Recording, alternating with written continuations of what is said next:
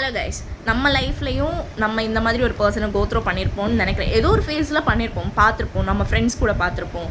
ஓகேவா, நம்மளுக்கு நடக்கலைனாலும் நம்ம ஃப்ரெண்டுக்கு நடந்திருக்கலாம். ஆனால் இது எனக்கே நடந்துச்சு.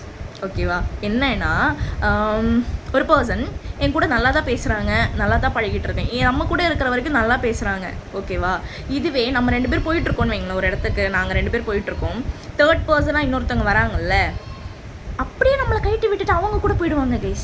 அப்படி எப்படி தோணுது? நம்ம அவங்கள நம்பி தானே அங்கே நிற்கிறோம், நம்ம அவங்கள நம்பி தானே அங்கே போகிறோம். அதையே மறந்துட்டு அவங்க ஃபுல் அண்ட் ஃபுல் அந்த நியூவாக ஜாயின்டான பர்சன் கூடவே மிங்கிள் ஆகிடுறாங்க. அது எப்படின்னே தெரில. நீங்கள் மிங்கிள் ஆகிட்டோல, என்னையும் கொஞ்சம் கண்டுக்கலாம்ல. கண்டுக்கவே மாட்டாங்க. நம்ம அவங்க போயிருக்கிறது நம்மக்கிட்ட பேசும்போது மட்டும் ஏதோ தேர்ட் பர்சன் கிட்ட பேசுகிற மாதிரியே பேசுவாங்க. ஆனால் அந்த நியூ பர்சன் வரதுக்கு முன்னாடி நம்மக்கிட்ட நல்லா தான் பேசிகிட்டு இருந்திருப்பாங்க. இந்த மாதிரி செருப்படி உங்கள் லைஃப்லேயும் நடந்திருக்கா? கமெண்ட் பண்ணுங்கள்.